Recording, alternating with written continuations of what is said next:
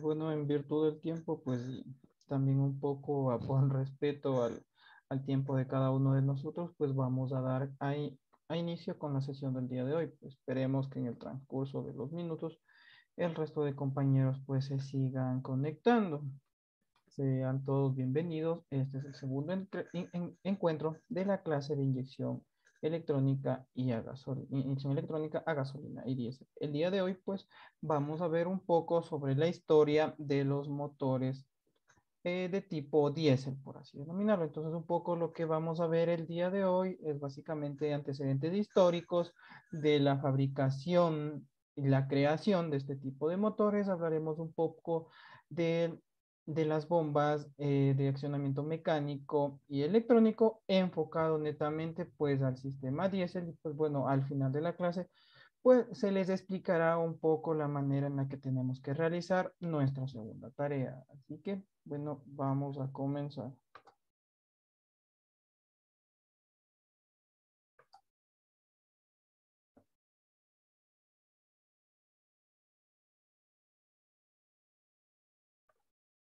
Bueno, entonces, como les comenté, el día de hoy, de manera pues histórica, hablaremos un poco de lo que tiene que ver al motor a diésel, un poco hablando del contexto histórico. Tal vez algunos de nosotros pues tuvimos la oportunidad de conocer un poco de la historia de este tipo de motores, pero también debemos ser comprensibles de que existe otras personas que tal vez al hablar un poco de la historia del motor diésel, pues es un tema nuevo. Entonces, pues un poco de respeto, un poco de paciencia, pues y verán como que, como siempre les digo, pues entender o comprender conceptos de una manera diferente, pues nos ayuda a tener un nuevo enfoque, una manera diferente de apreciar las cosas. Entonces, un poco entrando ya de lleno a lo que es la historia del motor diésel, pues conocemos que el inventor, por así decirlo, de este tipo de tecnología, pues es Rudolf Diesel. Sabemos que nació en Francia en 1858 y de padres alemanes. Un poco la idea que tenía Diesel era, pues, tomando en cuenta que para esta época, pues el desarrollo únicamente se daba en motores de combustión interna, accionados, pues, por gasolina. Él tuvo la idea de poder crear un motor en el que, pues, obviamente, se suprima la bujía. Entonces, eso le llevó pues alrededor de los años pues desarrollar diferentes proyectos hasta en 1893 pues concebir el primer concepto de motor de encendido por compresión o motor de accionamiento diésel. Entonces, básicamente lo que sabemos es de que el motor a diésel tiene cuatro ciclos de trabajo. Sabemos que es la admisión, la compresión, expansión y escape. Para el tiempo de admisión, pues sabemos que ingresa únicamente una mezcla de aire a alta temperatura, alta presión. Posteriormente, pues en la carrera o en el tiempo de compresión, este aire llega a ser comprimido, lo cual hace que aumente mucho más su temperatura. Y para el tiempo de expansión, pues es cuando se realiza el pulso de inyección. Este momento de trabajo, por así decirlo, pues provoca que el pulso de inyección, es decir, el diésel pulverizado a altas presiones, pues provoca que se dé el proceso de combustión. Y obviamente, pues como último punto tenemos pues al tiempo de escape, donde pues se evacuarán pues todos los gases que fueron combustionados. Un poco aquí tener en cuenta pues lo que comentábamos ayer sobre el octanaje y el cetanaje. Pues, es importante que tengamos en cuenta pues de que siempre que hablamos de índice de octanos pues nos estaremos refiriendo a la gasolina, y cuando hablemos del índice o la cantidad o el porcentaje de cetanaje pues nos estaremos refiriendo a el motor diésel, un poco para tener en cuenta a qué nos referimos con el cetanaje o el índice de cetano, pues es al porcentaje de combustión completa que tendremos de un combustible. Eso quiere decir que si tenemos un alto nivel de cetanaje o un alto nivel de cetano, pues estaremos combustionando el 100% de nuestro combustible. Sabemos que han pasado ya varios años desde que se realizó esta invención del motor a diésel. Básicamente, ¿cuáles son las ventajas o cuáles son los beneficios de este tipo tipo de motores, pues un poco van de lado con el ámbito económico y ecológico, un poco con el ámbito económico, pues por lo que se busca es de que exista una mayor eficiencia de combustión, lo que se traduce en una reducción del consumo de combustible, obviamente que esto tiene que ver con el tema monetario. En la parte ecológica, pues al tener un combustible que se combustiona, valga la redundancia, de una manera más eficiente, pues genera que exista una menor cantidad de gases contaminantes. Aquí un poco poner el hincapié y la comparativa en eso, que un motor a gasolina, pues sabemos que emite diferentes gases contaminantes, como lo son los hidrocarburos, el CO, el CO2 o el NOx, los cuales pues necesitamos elementos complementarios, como es el catalizador, para que a partir de estas reacciones químicas pues bajemos la cantidad de emisiones de gases contaminantes. En el caso del motor a diésel, pues sabemos que este tipo de motores no generan un alto porcentaje de gases contaminantes. Lo que sí hace es generar un alto porcentaje de hollín, lo cual es medido por las ppm o partes por millón. Un poco para tener en cuenta esta comparativa, pues avanzando la clase hablaremos un poco del factor lambda. Entonces, para que tengamos desde ahora un poco en cuenta, pues la principal diferencia y sobre todo la principal ventaja que posee un motor a diésel. Además de ello, también la seguridad y que de cierta manera sea un poco más duradero en relación a un motor a gasolina. ¿Por qué decimos que es un poco más duradero? Pues porque los materiales a partir de los cuales está formado, pues son de mucha mayor calidad en comparación a un motor a gasolina. ¿A qué nos queremos referir básicamente con eso? Por ejemplo, que para la fabricación de un bloque, pues utilizaremos una fundición de acero de mucha mayor calidad y sobre todo de una mayor tolerancia de presión en relación a un motor a gasolina. Tal vez de cierta manera un poco la desventaja es de que es un sistema un poco más robusto que en comparación a un motor a gasolina. Un poco continuando con este contexto histórico del motor diésel, pues sabemos que la principal enfoque que ha tenido pues es a la industria en general. Lo utilizamos básicamente pues en las plantas industriales para la generación de energía eléctrica. Por tal motivo pues es común que encontremos sistemas con motores estacionarios alimentados por diésel pues para transformar esta energía mecánica pues en energía eléctrica. De igual manera pues no se ha limitado únicamente a este sector de la industria, pues también lo utilizamos en lo que es el tema de la navegación, sea esto en barcos, en coches, camionetas o también en trenes. Un poco aquí pues también hablamos, como comentábamos en un inicio, de la eficiencia de este tipo de motores, ya que como sabemos pues históricamente el motor impulsado por gasolina es menos eficiente que el motor a diésel. Sabemos que más o menos la, el grado de utilidad que tiene un motor a gasolina, pues es alrededor del 20 hasta el 25%. Por otro lado, pues el grado de eficiencia que encontramos en un motor a diésel llega a ser más o menos el 35 o inclusive en algunos casos hasta el 40% de eficiencia. Un poco aquí poniendo en contexto por qué no existe un 100% del aprovechamiento o de la eficiencia de la combustión, pues precisamente sea por las diferentes pérdidas mecánicas que tienen estos dos tipos de motores. Obviamente que en un sistema a diésel, pues las pérdidas mecánicas son menores en relación a un sistema a gasolina. Entonces, un poco eso para tener en cuenta. En un inicio, pues debido a la robustez de este tipo de sistemas, como lo podemos ver en la imagen que tenemos como referencia, pues era complicado tratar de concebir la idea de que iba a ser posible pues instalar un sistema a diésel, por ejemplo, en los barcos.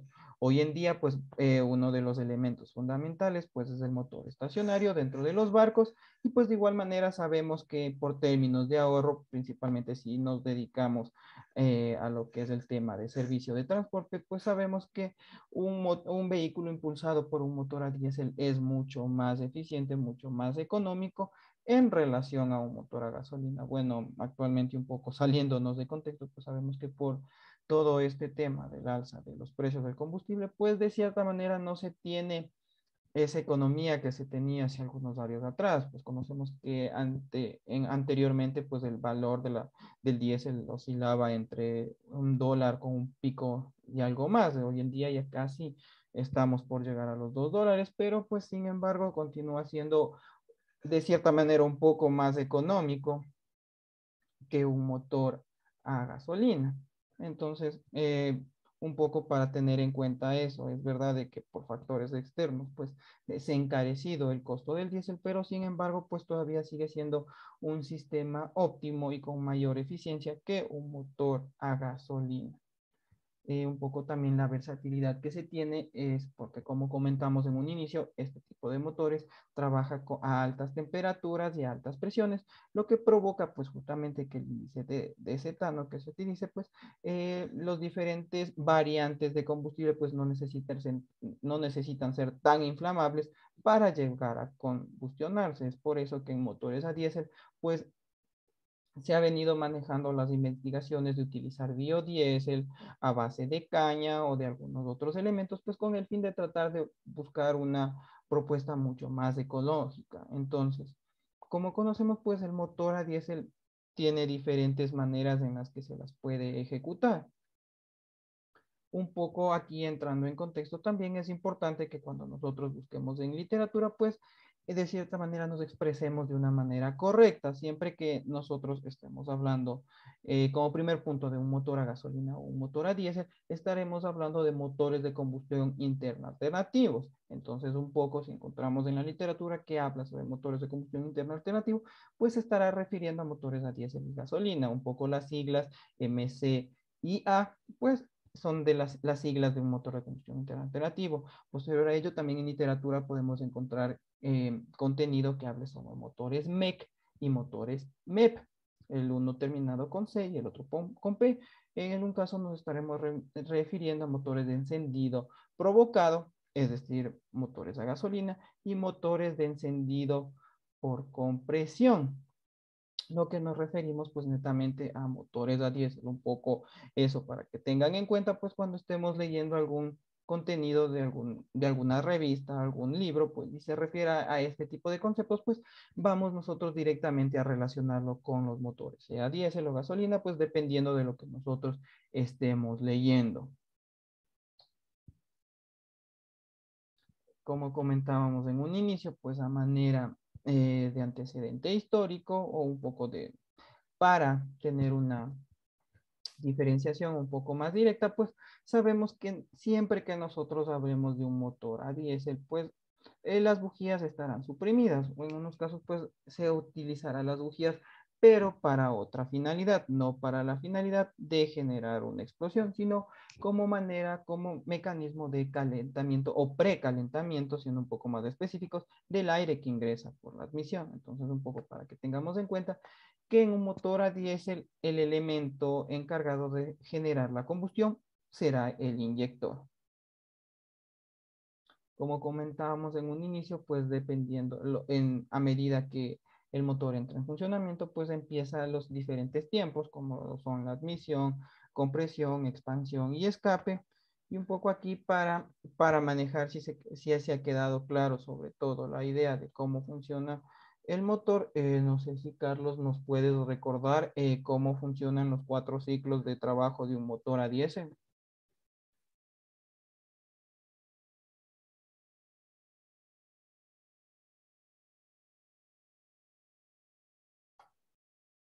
Tal vez Luis nos puedes ayudar respondiendo a la pregunta.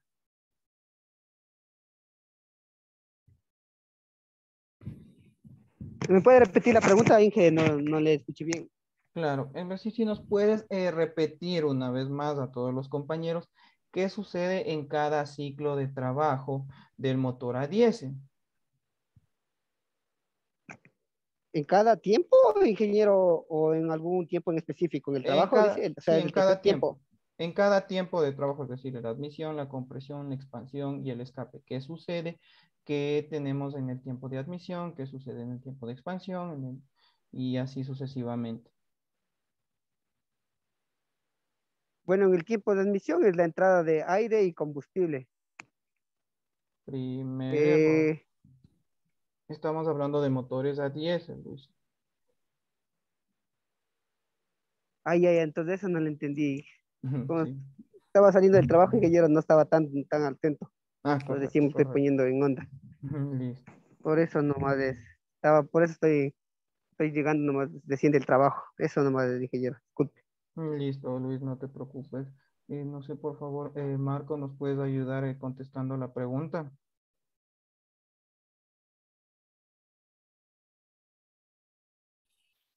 Sí, ingeniero, los cuatro tiempos del motor a diésel, como usted dijo, son la admisión, la compresión, la expansión, que es en diferencia con el motor a gasolina, que es la explosión, perdón, y el escape. Entonces, en la admisión tenemos, como su nombre lo indica, se produce tanto la admisión es bajo el aire comprimido prácticamente. Esa es la admisión. Correcto. Continuemos. De ahí en este aire comprimido, ¿se encuentra a temperatura ambiente o se encuentra ya calentado a altos niveles de temperatura? Ya se encuentra caliente. Correcto. Sí, entonces, eso digo un poco, chicos, bueno, es que tal vez recién nos estamos conectados, pues siempre es importante recalcar eso, que en un motor a diésel, pues siempre ingresará aire a alta temperatura y a alta presión, pues justamente como comentamos, la manera de funcionamiento, pues hace que este aire a alta temperatura y alta compresión que ingresa, pues a la vez de que vuelve a ser comprimido en el tiempo de compresión, valga la redundancia, pues nos permite que en el tiempo de inyección, esta pulverización o atomización del diésel, pues genere de que existe una combustión completa. Recuérdense lo que comentábamos del índice de cetanaje o cetano, lo que pues nos ayuda a que se pueda dar este proceso de combustión. Como les comentaba, pues adicional al diésel, pues existen otros tipos de combustible alternativo, como el biodiesel. Aquí tenemos un poco la opción del ecopaís, pues como alternativas a la utilización de combustibles que generen contaminación. Como comentábamos un poco antes, la única desventaja de un motor a diésel, pues es la cantidad de hollín que llega a desprender. Como decíamos, esto lo medimos como las ppm, o las partes por millón, y pues también es importante recalcar, pues, que como conocemos, al trabajar a altas presiones y alta temperatura, pues la cantidad de NOx que genera un motor a diésel es relativamente bajo. Por tal motivo, pues no necesitamos la utilización o la implementación de un catalizador. El catalizador, pues, tiene un poco el mayor enfoque en motores a gasolina. Entonces, un poco para que tengamos presente toda esta serie de conceptos, que es justamente lo que nos habla. Pero Inge, sí, adicional a eso, los motores diésel de hoy en día, lo menos con las normas Euro 5, Euro 6, ya de pronto tal vez no traen catalizador, pero traen eh, el nuevo sistema que viene con URIA para eliminar las emisiones o ayudar a eliminar los gases contaminantes. Correcto, Henry. Bueno, esa era un poco la parte que íbamos a tratar cuando hablemos nuevamente de Panta Orlando, pero como bien dice Henry, pues dependiendo a las normas en las que se rige pues la emisión de gases contaminantes, pueden ser norma Euro 3, Euro 4, Euro 5, Euro 6, que lo que norma es la cantidad justamente del porcentaje de partículas por millón de hollín. Como bien dijo Henry, pues uno de los mecanismos es a través de URIA, también tenemos sistemas de PF, sistemas antipartícula, que lo que buscan es justamente retener la mayor cantidad de partículas de hollín al interior del sistema. Pues en sistemas con antipartículas, pues tenemos la posibilidad de que todas estas partículas de hollín vuelvan a ser combustionadas y que regresen al ducto de admisión, haciendo que el motor a diésel sea mucho más eficiente y, como comentó justamente su compañero, pues evitando de que exista emisión de gases contaminantes, en este caso nuevamente recalcando que es el hollín lo que nosotros tenemos. Entonces, muchas gracias, Henry, por el aporte, que bueno, también lo íbamos a topar más adelante. Entonces, volviendo un poco a la temática de las diapositivas, pues como les dije, en un inicio pues era complicado el pensar de que podíamos tener un sistema diésel para la utilización o la implementación en sistemas de navegación, refiriéndonos a barcos, pero como podemos ver, pues el sistema, el motor a diésel, pues tiene una versatilidad sumamente amplia, pues que hoy en día pues nos permite aplicarlo en diferentes partes de la industria. Un poco, bueno, pues continuando siguiendo los lineamientos que están en el sílabus, pues es importante conocer los diferentes elementos que conforman un motor a diésel. Pues sabemos que básicamente son los mismos que nosotros tenemos en un motor a gasolina, pero sin embargo, pues es importante pues para las personas que no han tenido la oportunidad de ver los diferentes elementos desacoplados, pues que un poco nos vayamos familiarizando. Entonces, como primer punto tenemos a la culata o el cabezote, que sabemos que es el lugar donde se alojan las válvulas de admisión o de escape. Dependiendo obviamente de la tecnología del motor, pues podemos contar únicamente con dos válvulas, una de admisión y otra de escape, y pues también podemos encontrar algunos sistemas con doble válvula de admisión y doble válvula de escape. Como sabemos, pues la finalidad de las válvulas es de realizar el proceso de apertura, tanto de admisión como de escape. Otro elemento pues es importante que sabemos que constituye los elementos del motor a diésel, que son las bielas. La única diferencia entre la biela de un motor a gasolina comparada con una biela para un motor a diésel, pues es la constitución de la misma.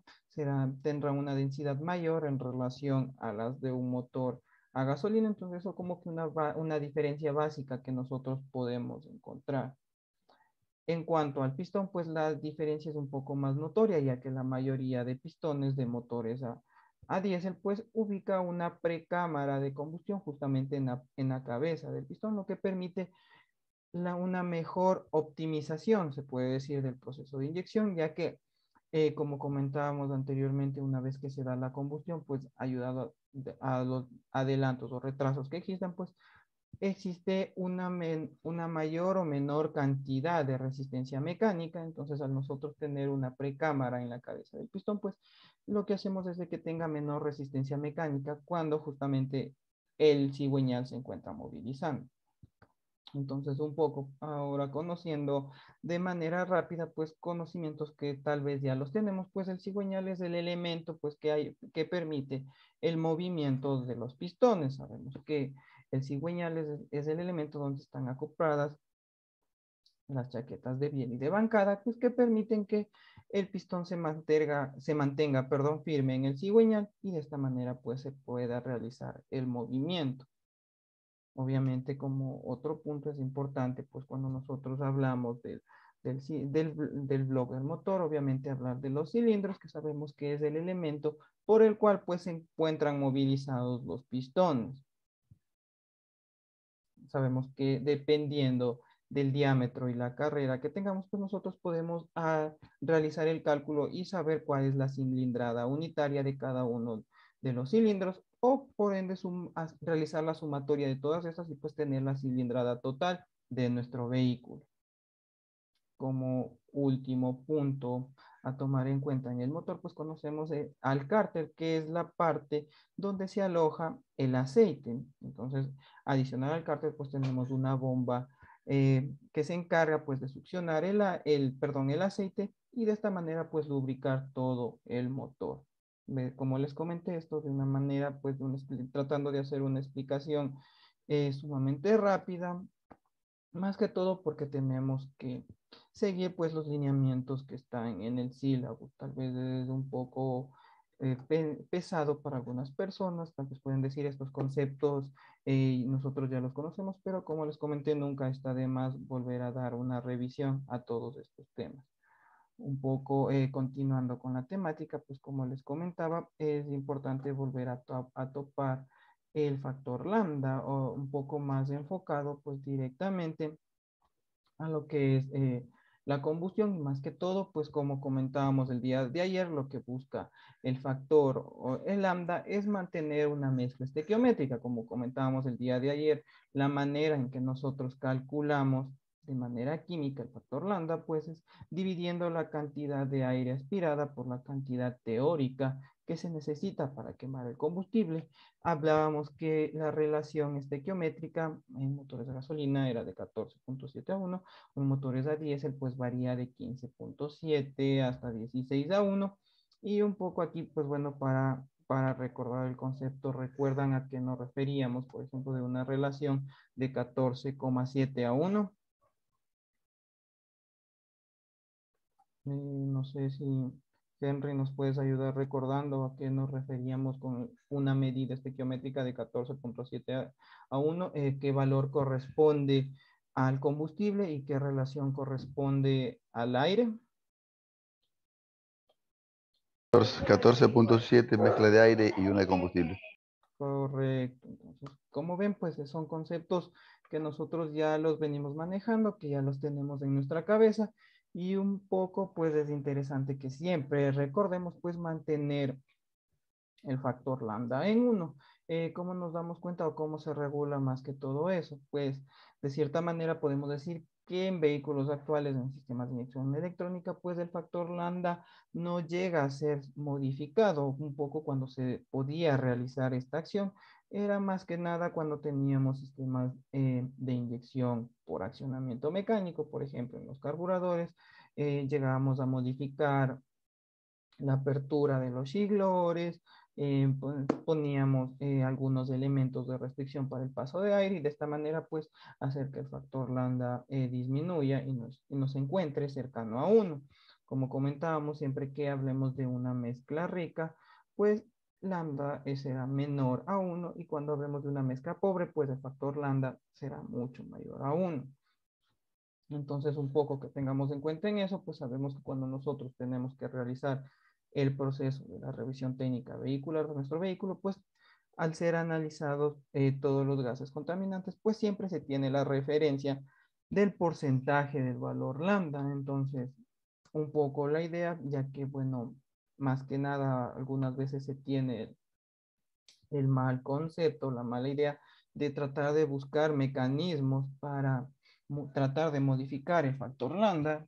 En algunos casos, pues he llegado a constatar como en algunos vehículos se tiende a hacer conexiones eléctricas ubicando potenciómetro para de cierta manera tratar de controlar el pulso de inyección, poniendo restricciones en el colector de admisión, de igual manera para tratar de bajar el porcentaje, cuando pues lo óptimo sería pues dar un correcto diagnóstico y evitar pues realizar este tipo de modificaciones. Entonces, nosotros dentro de la formación que estamos teniendo, pues siempre es importante pues manejar los conceptos correctamente, y más que nada pues dar un diagnóstico real, concreto, y pues que no estemos nosotros dudando sobre lo que estamos diciendo, sino que lo que nosotros estemos exponiendo pues sea, tengamos nosotros la certeza de lo que estamos diagnosticando. Eso a manera de consejo. Nuevamente volviendo al tema, pues lo importante que se regula dependiendo del factor lambda es un poco la cantidad de gases contaminantes. Sabemos que tenemos hidrocarburos, CO, CO2 y NOx como los principales gases contaminantes. También un porcentaje de hollín sabemos que está relacionado a los vehículos a diésel. Y bueno, un poco lo importante aquí a tener en cuenta, que como comentábamos un poco el día de ayer, a medida que tengamos una mayor temperatura de gases de escape, pues la cantidad o el porcentaje de NOx será menor, no así el porcentaje de CO y HC, pues estos se comportan de una manera completamente diferente. Un poco aquí lo que comentaba su compañero anteriormente, pues sabemos que existen diferentes mecanismos que buscan pues disminuir la emisión de gases contaminantes, como tenemos en el caso de los motores a gasolina, pues la implementación de un catalizador que realiza un proceso químico de su mismo nombre, pues tratando de bajar estos porcentajes, y como bien lo comentaba, pues en motores a diésel, para tratar de bajar el porcentaje de hollín, pues tenemos mecanismos que implementan urea, también el AdBlue, como maneras para disminuir la cantidad de gases contaminantes, como decíamos, el hollín, y también pues otras tecnologías como los sistemas antipartículas, que de igual manera lo que buscan es de que exista la menor cantidad posible de material particulado. Sabemos que, bueno, si ya vamos un poco hablando más técnicamente en normas de Euro 6 o Euro 7, pues el porcentaje de hollín pues oscila entre los 30 a 40 partículas por millón. Nosotros actualmente aquí en el Ecuador pues nos regimos básicamente a normas de Euro 3, de Euro 4, teniendo más o menos una tolerancia de entre 300 a 400 partículas de hollín que pues son tolerables para aprobar la revisión técnica vehicular. Entonces, como vemos, pues comparados a tecnologías de otros países, pues todavía estamos en ese proceso de tratar de optimizar los mismos y tener una menor cantidad de contaminación en el ambiente. Entonces, siempre pues tengamos en cuenta que existen estos dos mecanismos pues para tratar de reducir la cantidad de gases contaminantes.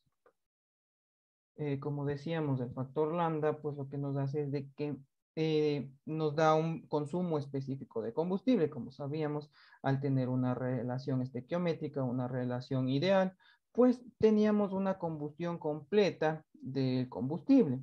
Al nosotros querer variar el porcentaje del factor lambda, pues también el consumo específico aumentará o disminuirá dependiendo si nosotros manejamos una mezcla pobre, una mezcla rica, y pues esto será directamente proporcional al par motor o a la fuerza que nosotros tengamos en nuestro vehículo. Si tenemos un consumo alto, pues de igual manera tendremos un par alto. Si es que el consumo baja, pues también el par será reducido. Entonces, un poco para que tengamos en cuenta que si modificamos un elemento, pues esto pues provocará también la modificación del otro. Entonces, este es el motivo pues fundamental por el que siempre pues tendrá que manejar el factor lambda pues que esté lo más cercano a 1.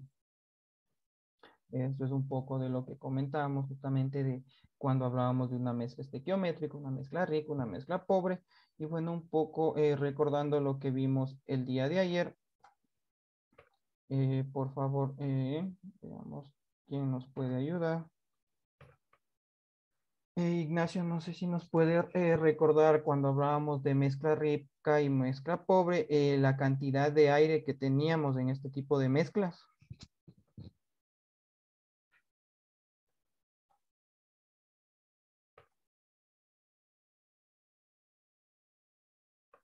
Bueno, un poco a lo que nos referíamos cuando hablábamos de mezcla rica o mezcla pobre, pues recordar que cuando nosotros hablemos de mezcla rica, pues la cantidad de aire será menor. Por el contrario, cuando nosotros tengamos una mezcla pobre, la cantidad de aire será mucho mayor a la cantidad de combustible.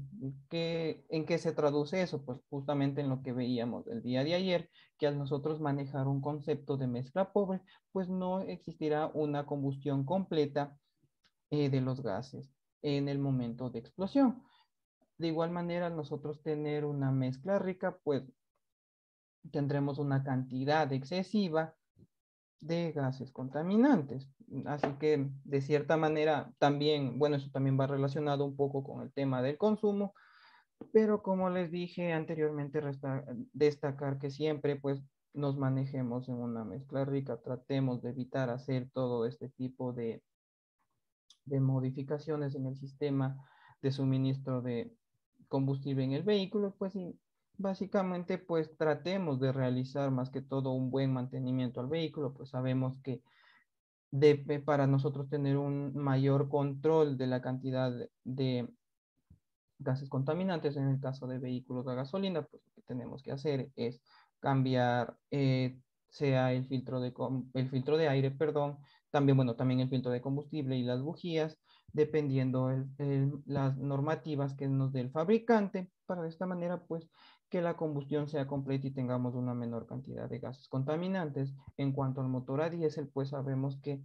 básicamente nos regimos a cambiar a tiempo, pues, el filtro de diésel y también el filtro que tiene como trampa de agua, pues como conocemos, pues la calidad del diésel no es la mejor y pues siempre tendremos un porcentaje de agua cuando nosotros estemos cargando de diésel a nuestro vehículo. Entonces, por eso es fundamental pues cambiar estos dos filtros. Sabemos que un poco la norma va alrededor de 10.000 o 15.000 kilómetros para vehículos de uso particular. Si ya lo hacemos para vehículos de trabajo, pues sabemos que en algunos casos cada 5.000 o cada 10.000 kilómetros, perdón, tenemos nosotros que realizar el cambio de estos filtros. Entonces, un poco tener en cuenta de que cuando hablamos de un filtro a diésel, pues tenemos que fijarnos un poco más a detalle en estos pequeños inconvenientes. De igual manera, si es que tenemos un vehículo a diésel y no cambiamos a tiempo el filtro de aire, pues también tendremos inconvenientes en el rendimiento de nuestro vehículo. Entonces,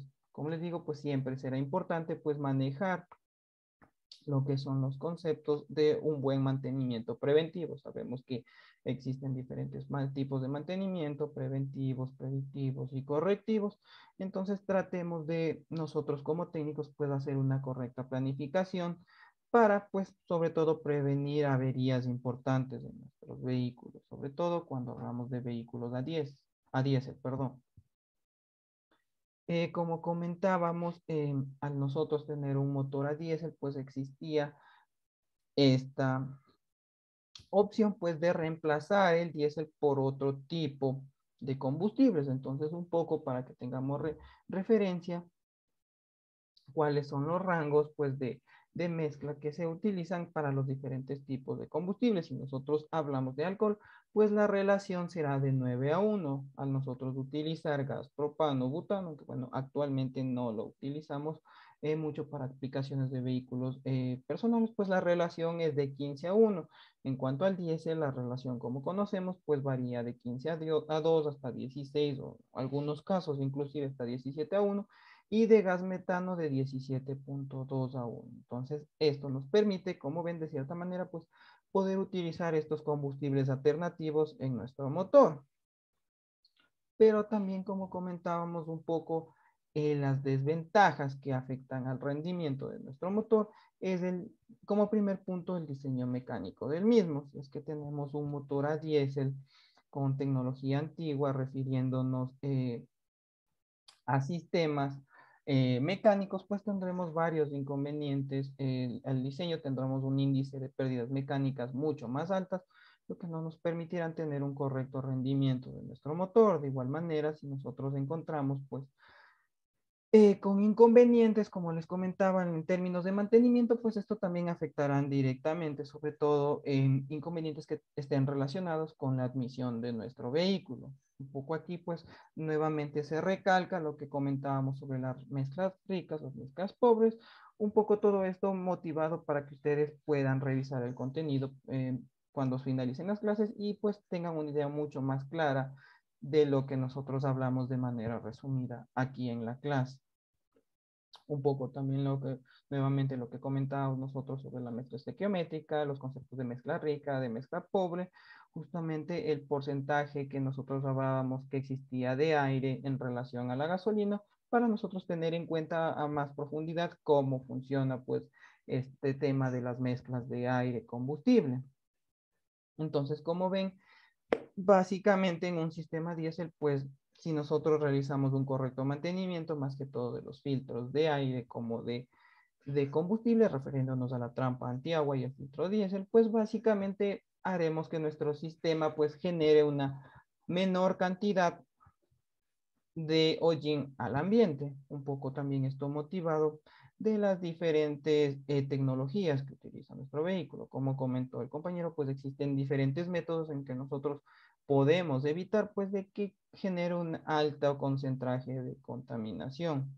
Un poco también aquí con eso que va de la mano pues de los diferentes componentes o aditivos que utilizamos en nuestro vehículo. Conocemos de que existen diferentes densidades de aceite y aquí bueno un poco la pregunta, si es que tal vez conocemos si es que es factible a un vehículo de gasolina usar aceite de un vehículo para diésel y por el otro lado si es que está permitido que nosotros utilicemos aceite de un vehículo para gasolina en un vehículo a diésel. No sé, Ignacio, ¿me puedes ayudar con esta pregunta?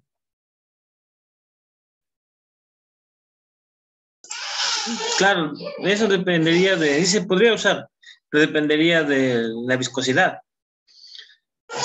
Pero un poco siendo más directo, si yo tengo un aceite 1030, ¿puedo utilizarlo en un vehículo a diésel?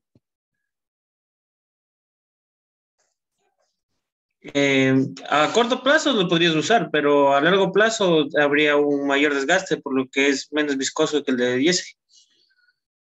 Bueno, un poco aquí como que estaría a medias la respuesta. Gracias, Ignacio, por la intervención. Un poco para que tengamos en cuenta, si es que tal vez no conocíamos este concepto, si nosotros tenemos un aceite a gasolina, no para motores a gasolina, no lo podemos utilizar en un motor a diésel. ¿Por qué? Pues justamente para los conceptos que nosotros hablamos de altas presiones y altas temperaturas que maneja un motor a diésel. Entonces, los aditivos que tiene un aceite diseñado para motor a diésel no serán los mismos aditivos que cuenta un aceite para motor a gasolina.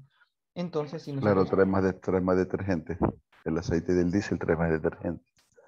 Correcto. Entonces, como ven, tiene Pero, más... me ha tocado ver lubricantes que vienen en las especificaciones API, tanto para gasolina como para diésel. Claro, no en todas las viscosidad. Claro, justo, Henry, a ese punto íbamos. Entonces, como ven, existen diferentes aditivos que utilizan los vehículos, que como bien dijo su compañero, pues dependen un poco de las densidades. Para cerrar la idea, pues como les comentaba, si nosotros por algún caso emergente tenemos que nuestro vehículo a diésel no tiene aceite y tenemos a la opción un aceite 1030 para gasolina, pues no podemos utilizarlo en nuestro motor a diésel justamente por la cantidad de aditivos que posee, ya que los aditivos en un aceite para gasolina son insuficientes, más que todo como comentábamos el tema de las presiones y temperaturas en las que trabaja un aceite, perdón, un motor a diésel. Por el caso contrario, si es que tenemos un vehículo a gasolina con cierto desgaste, pues podemos nosotros utilizar un aceite diseñado exclusivamente para diésel. Un poco, ahora sí, complementando, topando la idea que tenía su compañero, pues algunos aceites, principalmente los sintéticos, bueno, de diferentes marcas, pues tienen ya esta idea de que se puede trabajar tanto para diésel como para gasolina.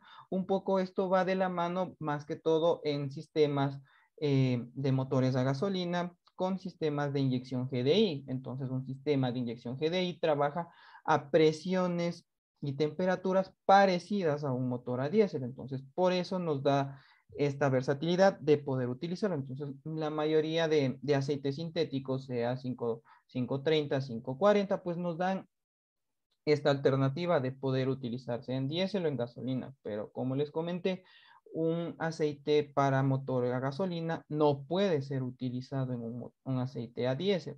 Por el contrario, un aceite para motor a diésel sí lo podemos utilizar en un motor a gasolina, pues un poco yendo más de la mano, como les dije, si es que el motor se encuentra ya desgastado. De aquí también otro concepto, otra idea que les puedo dejar es que algunas personas, algunos técnicos tienen la creencia de que dicen, si es que el vehículo es nuevo, hasta que llegue hasta los 100.000 kilómetros, pues utilizaremos solamente 1030. Una vez que llega a los 100.000 kilómetros, cambiaremos a 1540 y cuando ya llegue a los 300.000, 400.000 kilómetros, tenemos que ubicar un aceite 20W50. Tal vez este es el concepto que se tiene. Por el otro lado, también tenemos el concepto de que algunas personas dicen no, el aceite que se utilizó la primera vez en el vehículo se tiene que usar para toda la vida. Y yo soy de esa teoría, ingeniero. Correcto, Henry. Un poco para explicarles el porqué de que se tiene que dar ese razón, es un poco lo que comentaba su compañero de la cantidad de aditivos que posee un aceite.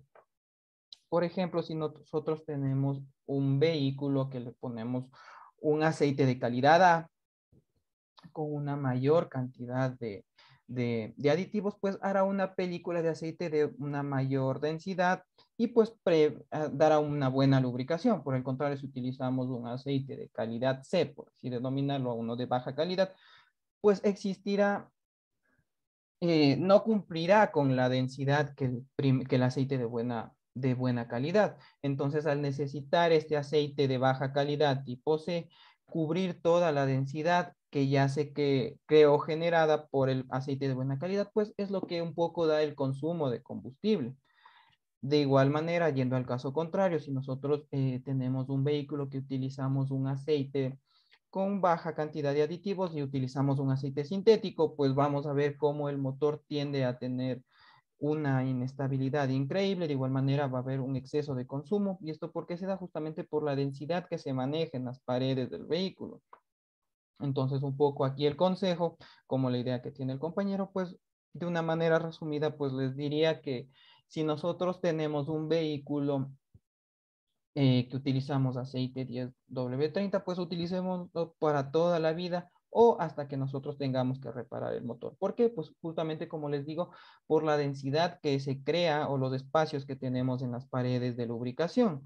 Si nosotros empezamos a cambiar la densidad del aceite, ¿por qué? Sí, pues lo que hacemos es de que se genere un mayor esfuerzo por parte del motor.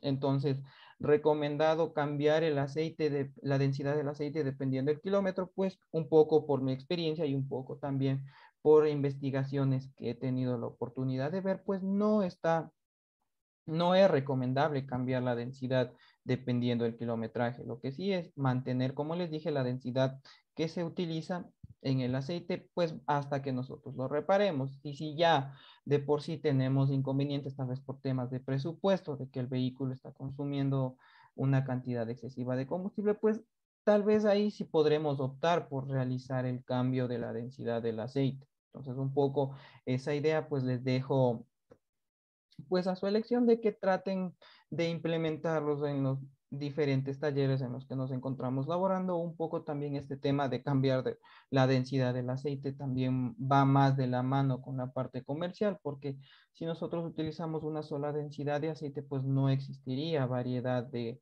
calidades y marcas de aceite. Entonces, un poco también va de la mano al tema comercial, pero con la formación técnica que nosotros venimos formando, pues ojalá que tengamos la oportunidad de que pueda compartirles un poco más a profundidad el por qué. Bueno, así como su compañía, pues yo también soy partidario de la idea de que no se tiene que cambiar porque sí, la denominación del aceite, un poco también si nos queda esa espinita, pues hasta que se pueda compartir esa información, pues revisemos un poco de contenido científico donde, como ustedes verán, se explica claramente y a detalle por qué no se tiene que dar este proceso. Entonces, muchachos, por el día de hoy, ese sería todo el tema que vamos a compartir. No sé si quedó todo claro, si existe alguna duda, alguna inquietud. No, yo decía era que si a un motor nuevo se lo trata con el aceite, lo que el fabricante pide, y cambiándolo en el intervalo necesario, no hay necesidad de cambiarla a un aceite más grueso o de mayor densidad, aun que tenga 300.000 o 400.000 kilómetros. Es más, utilizar el aceite recomendado por el fabricante va a asegurar una vida del motor un poco más útil. Correcto, Henry, eso es justo el pensamiento que yo les quería dejar. O sea, si tenemos nuestro vehículo que lo utilizamos y se me ocurre cambiamos siempre utilizando aceite 1030, no existe la necesidad de cambiar un aceite 2050 o 1540, justamente por el tema, como les dije, de que se aumente el esfuerzo que tiene que hacer el motor, porque ahora está siendo regido por un aceite mucho más viscoso, necesita realizar un esfuerzo extra y pues eso se traduce en un futuro pues justamente en inconvenientes, en problemas, como bien lo mencionaba Henry. Entonces, como les digo, la recomendación es mantenernos en una sola densidad del motor. Ya si por sí ya es un vehículo con un motor viejo que tiene problemas en los rines y consume excesivo combustible, pues ahí sí se puede optar por cambiar la viscosidad del aceite. Entonces, un poco, qué bueno que les haya quedado esa idea, qué bueno, Henry, que seamos partícipes de estas ideas y bueno, en general, pues también a todos invitándolos a que tal vez traten de replicar esta idea un poco, si tal vez les queda la duda, el por qué, pues como les dije, hay bastante información en la que podemos nosotros ver la veracidad de este tipo de conceptos que se está manejando. Ojalá, como les dije, que tengamos la oportunidad al finalizar la clase de pues, poder explicar un poco más a profundidad este tema. Si no hay alguna otra pregunta, pues pasaría yo a explicarles el deber que tienen que realizar con respecto a esta segunda unidad.